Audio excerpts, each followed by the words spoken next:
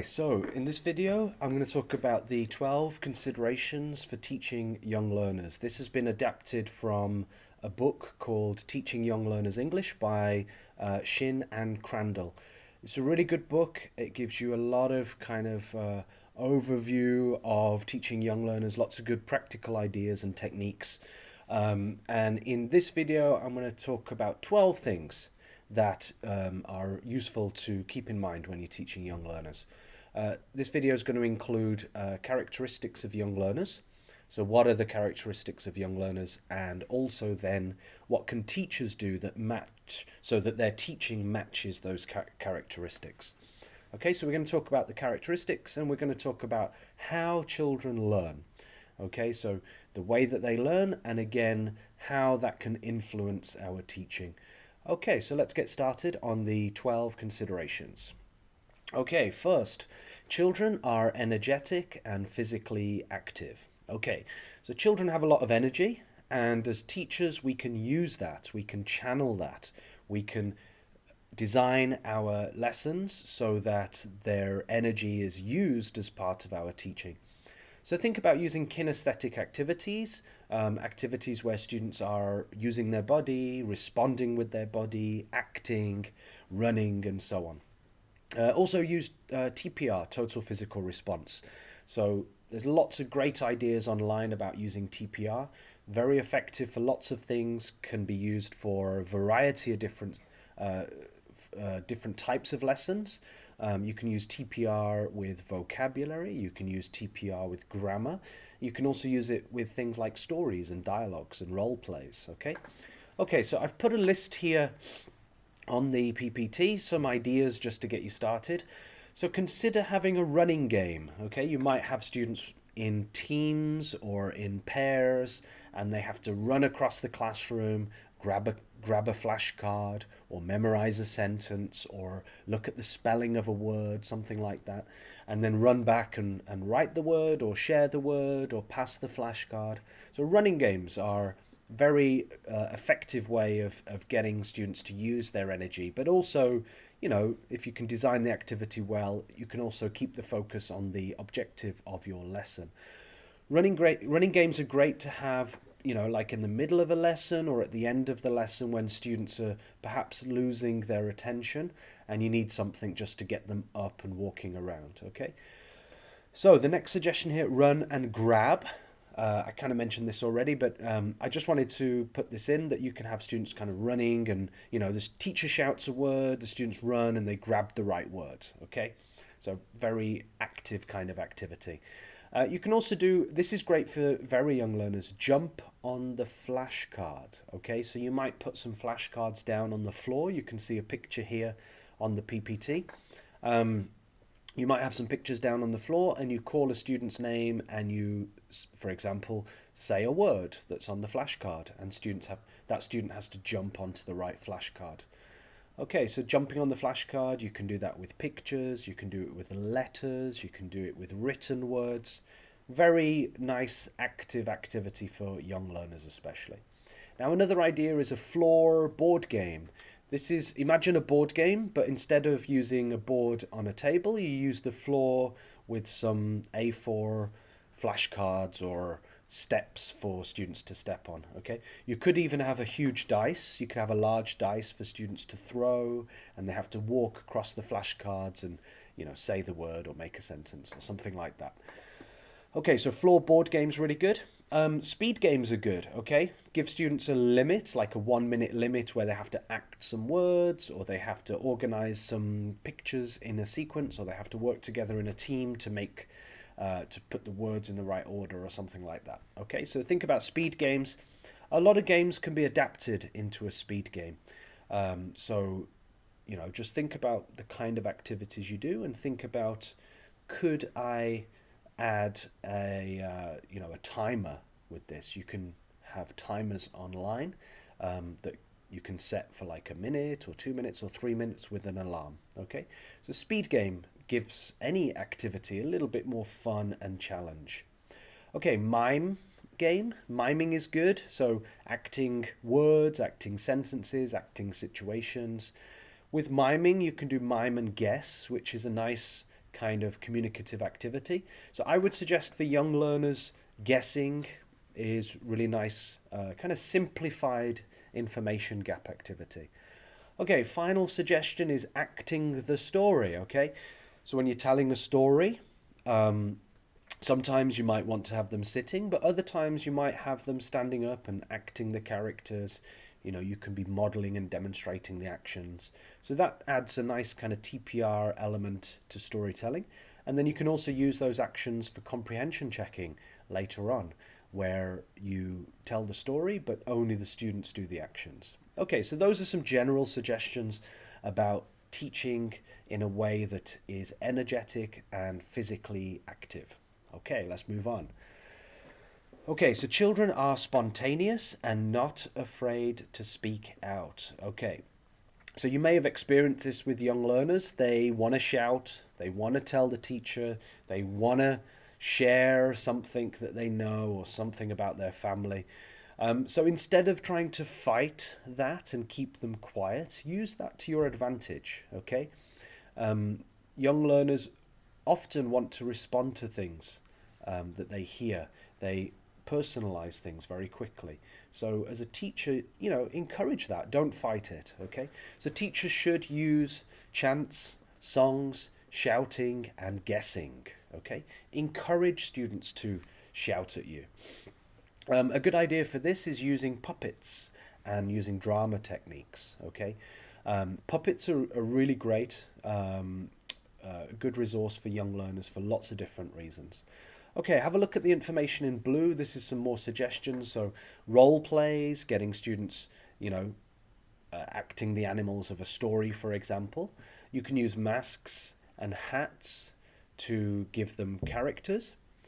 You can also use stick puppets. So if you don't have the time or resources for making hats and masks, then stick puppets is a nice, easy option instead of using masks.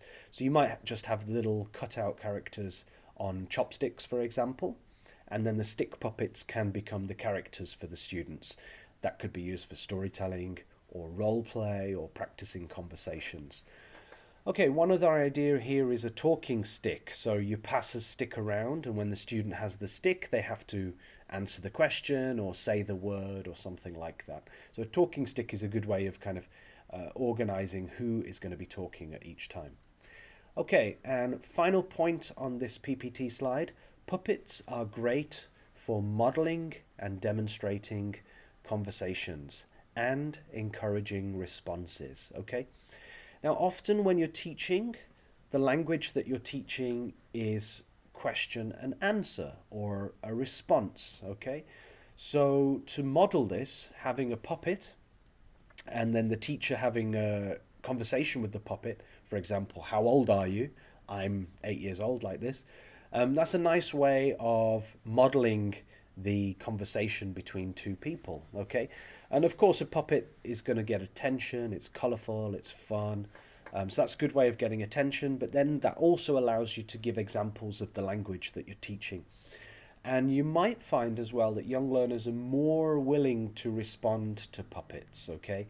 So if the puppet asks the learner a question, the learner might be more happy to respond to a puppet, okay? So try that in your teaching.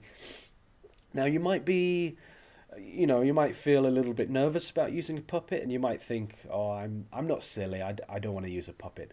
But honestly, just try it. You don't have to be perfect drama teacher or a performer to use a puppet. Just very simply, just using a puppet and just speaking when the puppet's speaking. It just gives some kind of attraction to the lesson. Okay, so think about using those things for children's spontaneity and for them to speak. Let's move on. Number 3, children are curious and receptive to new ideas. So children have a natural curiosity, okay? They're still learning about the world. So use that to your advantage. So teachers should arouse curiosity, okay? Use curiosity as one of your techniques and tools.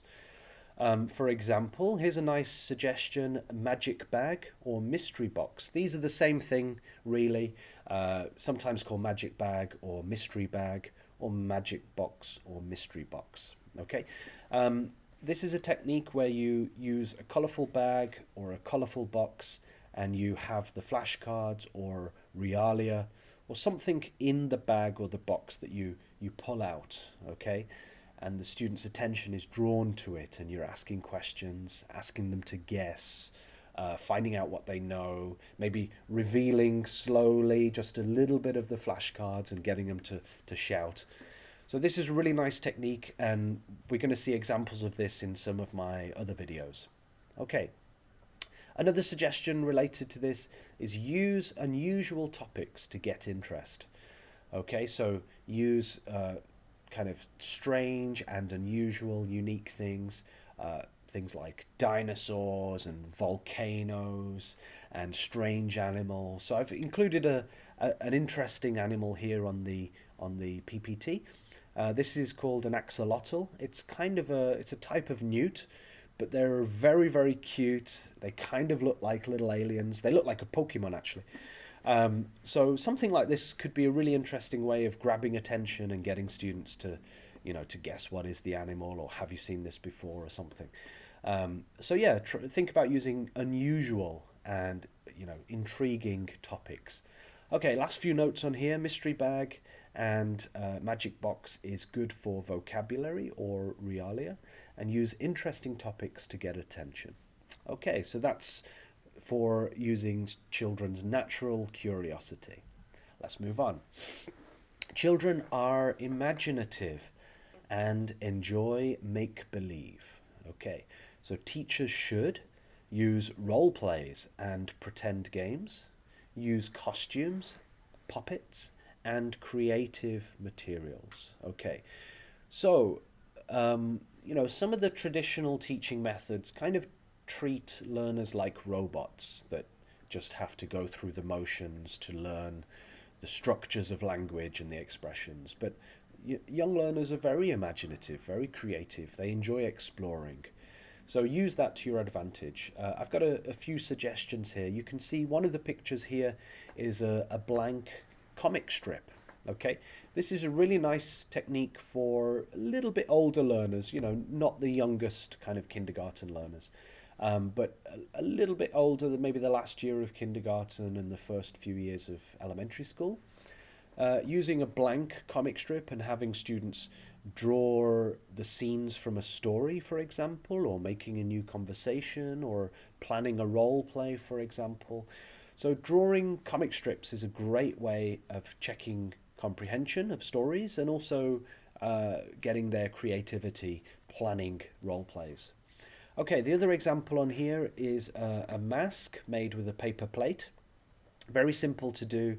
Again, it's on a stick. So masks help learners to speak out. Okay, so when they wear the mask, they kind of become a different character, and they're probably going to be more confident as well. Okay, so next, children are easily distracted, plus they have a short attention span. Okay, now if you've spent time with young learners, you'll know that this is true. Young learners, their attention is quite short. They need constant reminders. They need to be brought back to the topic and kind of helped to stay on task. So teachers should capture attention with bright materials. Okay, use bright, colourful, attractive materials to keep their attention. I've given some examples such as puppet. Okay, and the other suggestion here is move through various activities quickly. Now, this is how you should be teaching for young learners in terms of your activity and lesson planning. Your lesson should be a series of activities, and as a teacher you can kind of quite quickly move through them. Okay, keep the lesson moving, keep their attention, keep introducing something new. Even if you're using the same materials, like a set of flashcards, you might have a set of flashcards for a guessing game at first, and then 5 minutes later you might switch to a running game. Okay, so keep the lesson moving, keep the pace going well, and intersperse the lesson with things like colourful toys, realia, and puppets. Okay, so my suggestions on here is have variety in your lessons. So 5 or 10 minute activities. If something's not working, you can just quickly move on to the next activity. You might find sometimes that learners really like one activity and they just want to keep doing it and keep doing it. So you have to be a little bit flexible about the type, which activities you include. So vary the materials as well, okay? So try to introduce and use a good variety of different types of materials. Use short activities, use realia, use media like TV clips, audio, use toys, and also have brain breaks, okay? So you might have something challenging, but then you might have something just fun and easy for a little while, okay? You might have a quiet time, you might have a loud time. So try to judge the way the class is going and the mood of the class. Okay, yeah, so children are easily distracted. Adults are also easily distracted, but this is about children. Okay. All right, so children are egocentric. They relate ideas to themselves. Okay. Now, so children, when they hear new information, when they see new information, very quickly they relate it to themselves. They don't find it easily to think about kind of abstract or other places, other people, other situations. Everything in a child's world is related to themselves. So, again, you can use that. So teachers should personalize new information. Whatever is your topic, think about personalizing it. Okay, if you're teaching about animals, ask students what animals they've seen. Ask what their favorite animal is. Ask them to draw their favorite animal. Ask them if they have like a teddy bear or something like that, or a toy rabbit or something at home. So yeah, personalize as quick as possible. You can also relate any new information to their culture and their surroundings. Okay, so think about, sometimes when you teach in English, the topics are related to, for example, American Thanksgiving, or, some kind of food, perhaps, that's not very common in the culture that you're teaching. So think about how you can quickly kind of make connections between this kind of target language and also target culture to a certain degree, and link that with the learner's culture. Okay, I've got a few examples here. One example here is for starting a lesson, and this is an example of planning the context of a lesson.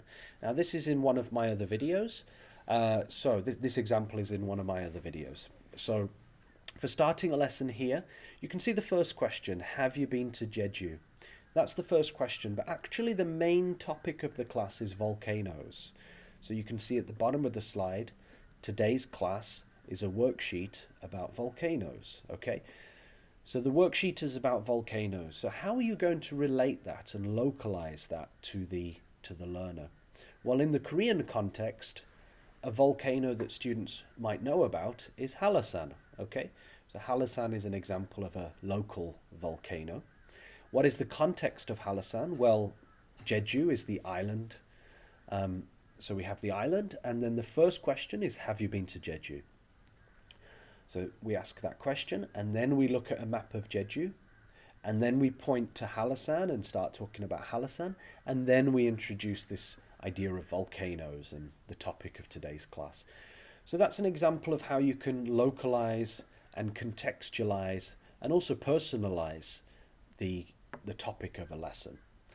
Okay, there's one other example on here, which is a drawing of a family. A very common thing for young learners. They could draw their family to talk about their family, but also this could be used for colors or places or clothes or objects. There's lots of different things you can do with drawing the people that the children know. Okay, so think about personalization, localization, and contextualization. Right, so number 7. Children are social and relate to others. Okay, so children learn socially. They learn through interaction. So teachers should use a variety of groupings. Okay, so think about that when you're planning your activities. Some of your activities can be individual. some of them pairs, some of them groups, some of them teams, and so on. You can also use cooperative learning. Now, for young learners, we often talk about competitive learning or competitions. You know, children are naturally competitive. But think about having them work together to do things as well. So there's a few suggestions here. Cooperative versus competitive. So think about that. Think about using both of those different concepts in your teaching. There's another suggestion here, Kagan's structures. Okay, now I'm not going to go into this too deeply in this video. So if you're interested, I suggest that you look up online. So Kagan developed these different structures for groups, and they are different ideas for grouping students together and having students work together in different ways.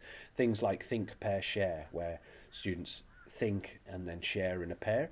You can also have things where one student summarizes to another student, or one student is the questioner in the group and the other student is the explainer. There's lots of different ways of structuring. And Kagan's structures are really useful set of ideas for how to structure the classroom, how to group the classroom. There's lots of content about this online. It's quite a big topic, so I'm not going to go into it too deeply in this video. There's another good suggestion here that's kind of a common concept for teaching young learners called learning stations. Again, there's a lot of content about this online, but basically with learning stations, the classroom is organized into different tables, okay? And each table in the class has a different activity. So you might have one table that has like a vocabulary activity. Another table might be kind of like a quiet reading space. Another table might be with the teacher. Okay, so the teacher might be sitting at one table just working with a small group of students. Okay, and this is a really interesting way of organizing the classroom because it allows the teacher to have students working on different things at different times, and you can work with smaller groups. So whilst some students are doing one activity, other students are doing another activity. And then usually what happens is the students cycle around the table. So students spend 5 or 10 minutes on one table and then they cycle to the next table.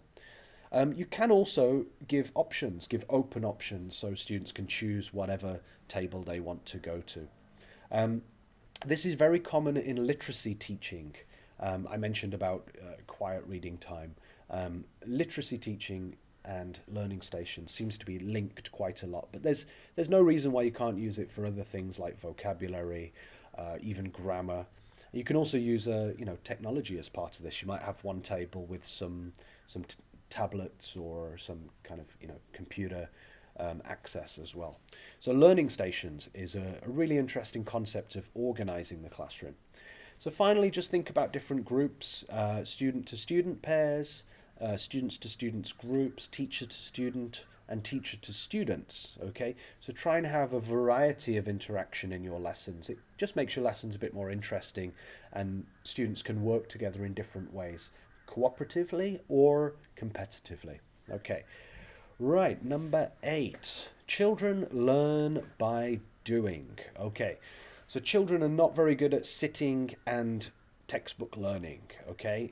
Adults can manage that because adults are, aware of the goals and the process of learning, and some adults, might want to focus, for example.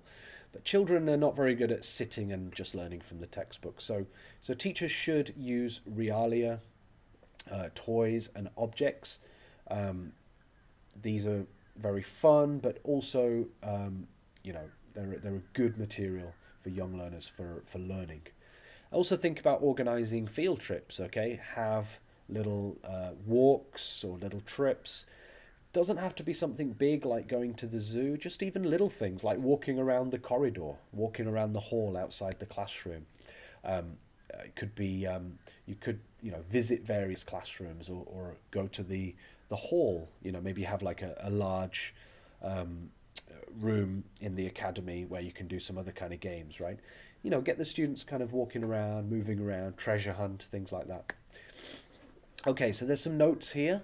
Realia is good for tactile learners, okay? Learners who like to touch and hold things and play with things. Realia is also very meaningful. So if we use Realia in storytelling or role plays, for example, the using the object makes the language more real and meaningful. Okay, it's more meaningful than just looking at a picture, for example. It's also experiential. We can experience these things. Okay, just looking at the picture here, you can see a drum. So if you're teaching about musical instruments and you have some musical instruments, really playing some musical instruments together and listening to the sounds and letting the students, every student has 10 seconds on the instrument. It's going to be more experiential and meaningful when you're learning about musical instruments. Okay, last suggestion on here, cooking activities and making activities where you cook things or make a sandwich following a recipe. These kind of activities are really good for meaningful, language practice, but also life practice. Okay, let's move on to number 9. So, children need support and scaffolding. So, scaffolding is the support that we give to the learners. We build them up. So, teachers should break down tasks into smaller steps. Okay? You can do big tasks with young learners, but break it down. Do it step by step. Don't overwhelm the learner. Okay, next point here. Have a real purpose or goal. Okay? Have an end result that students are aiming for. Making a sandwich, for example, or building something, or making a poster, or designing a menu. Okay, model, demonstrate, and show. This is really, really basic teaching, but so many teachers forget to do this. All of these 3 words mean the same thing: modeling, demonstrating, and showing. But there are 2 different things that you can model. We can model language, okay, giving examples, and we can model tasks. So we can demonstrate how to do a task, how to do a step of the activity. So as a teacher, you are the model. So don't forget to model language and model tasks. Okay, next point here is to give encouragement and feedback. Now, of course, young learners, they like to hear from the teacher, well done, great job, wow, that's great, so give lots of encouragement, lots of feedback, and keep a positive class atmosphere. Last tip on here, provide various outcomes and roles. So I talked before about cooperative learning, having group projects and team projects and things. So you can give different options for outcomes, and also in the group you can give different roles. So for example, one student might really enjoy drawing, but another student doesn't enjoy drawing, okay? Maybe the other student wants to write the sentences, for example. So give options for different roles and let learners work together, okay? Especially when they're a little bit older. Now, just one practical suggestion here at the bottom. Making posters is a good group activity that lets learners take different roles. It's not really suitable for very young learners, okay, making a group poster, but this is great for a little bit older, kind of elementary, middle school, even high school. This is great kind of group activity. So you might have some reading, for example, or a topic that you learn about, and then at the end the task is to create a poster that explains or shares or is a public service announcement, for example. And students work in teams to plan the poster, to decide the content, to design the poster, and then to create the poster. And then also, once the poster is finished, they can present and explain the poster and tell a little bit about it. So yeah, a poster is a really nice kind of group activity where students can work on their different strengths within the team. Okay, all right, let's move on. So number 10, children need a learning environment similar to L1, their first language. Now, when students are very young, the way that they learn English is basically the same way that they learn their their mother tongue or their first language. So the kind of environment that you create should be similar. So teachers should use authentic contexts, authentic activities, and authentic materials. Authentic means real life, okay? So, for example, a textbook is not authentic. A worksheet usually is not authentic, especially if it has exercises and, fill in the blanks or something. That's not authentic. Authentic is real life, things that are similar to things we do outside the classroom. So, one thing that you can keep in mind for this is task-based language teaching. Task-based language teaching is very much focused on real-world tasks and kind of taking these ideas of real-world tasks, like opening a bank account or buying a pair of shoes, and bringing these tasks into the classroom and having classroom tasks that are similar. So think about that for young learners. Maybe opening a bank account is not suitable for young learners, but things like market day, where students are buying and selling objects or pencils and things. Also, cooking is very authentic. Okay, and think about what the students do in their everyday lives. Storytelling for young learners and learning through stories is also authentic because that's something we do in our first language. Okay, so think about using authentic contexts, activities, and materials that are similar to L1 situations. Okay, we're almost finished. Number 11, children learn language through meaningful exposure and practice. Okay, now this word meaningful is often used in teaching, but really think about what it means, okay? Meaningful is when the meaning is part of the activity, and perhaps we can't complete the activity without expressing meaning correctly. So things like, information gap activities is, no, not information, fill in the blank activities, or matching word and picture, for example, like a matching activity. That's not really meaningful, okay? So yeah, try to use activities that are more meaningful. So teachers should make input comprehensible and train learners to use classroom language. These are some suggestions. So visual instructions, pictures and actions. So when you're giving instructions, you can explain it verbally, but especially for young learners, it's a good idea to have it visually as well. Now, there's a nice example here that has little pictures of a notepad, some crayons, scissors, and glue. Okay, that's a really nice example because you can give the instructions, but students also have here 1, 2, 3, 4, and they can see which materials they need to use at each step. Okay. Visual instructions can also include actions. So when you're giving instructions, using actions to show, what students need to be doing, like this, okay? So yeah, be very expressive in your teaching is helpful. Okay, another suggestion here is the second suggestion is to train learners to use classroom language. So I suggest that you explicitly teach classroom language to new learners. Especially very young learners, they're not used to the classroom setting yet. They're not aware of the classroom context. So teaching them things like, can I go to the bathroom? And can I borrow a pencil? And, can I ask a question or something? Teach them these kind of classroom expressions. Even things like sit down, open your book. These really basic expressions. So for example, in the first week, you could have TPR, where you just practice sit down, stand up, sit down, open your book, get your pencils, close your book, open your book, right? And have students going through the actions just to learn those kind of expressions.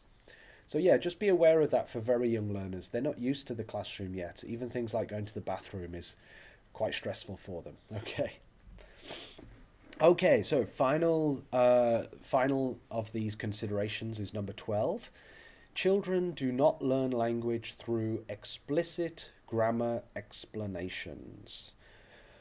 So teachers should avoid using grammatical terms and meta language. Okay, so young learners, do not work well with explicit grammar explanations and using kind of grammatical terms like present perfect, past perfect, comparative, superlative, modals. Those kind of things are not going to help young learners to learn, okay? Meta-language. Now, this is using language to talk about language, so explaining language, basically. And language is an abstract thing, and young learners, they can't analyze language, and they can't look at language as an abstract thing separate from themselves, okay?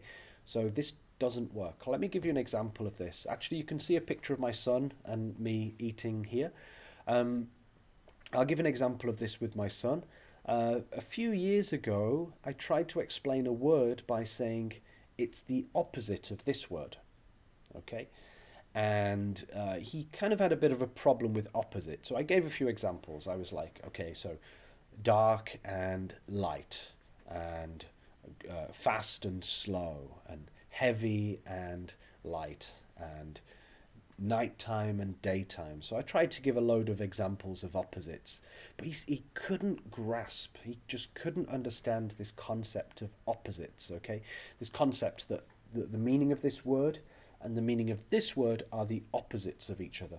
He just couldn't quite get it. He was a little bit too young for that, okay? So I had to use other ways of explaining some words that we were learning. So yeah, just be aware that young learners can't grasp these abstract concepts related to language, especially grammar. So what we can do is we can help learners to notice grammar, okay? Draw their attention to specific parts of grammar. And focus on context of use. So this is the situations where we use expressions. Focus on that, not grammar rules, okay? Now, some adults like to explicitly have the grammar rule explained just to help them before you do an activity. But for young learners, that's not going to work, okay? So focus on context of use, giving lots of examples, lots of modeling. So at the bottom here, you can see a picture. On one side is a kind of table with tenses, and this is not good for young learners. That's not the way they learn. On the other side, I have a picture of me. So for this lesson, I'd show a picture and I would tell the students, I went to a restaurant.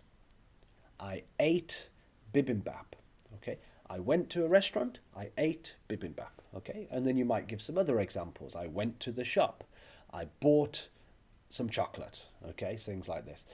So by giving these examples with the pictures, and also you can see the verbs are colored. Okay. And then you can repeat these words and start scaffolding. And then when students are ready, you can ask the students to give examples with these expressions. Okay, so yeah, don't deal with language explicitly. Focus on meaning, focus on context of use. Okay, so I hope that was kind of a useful overview of the characteristics of children and how they learn, and then some ideas about what teachers can do and how this can influence your teaching to match the children and their characteristics. Okay, thank you very much.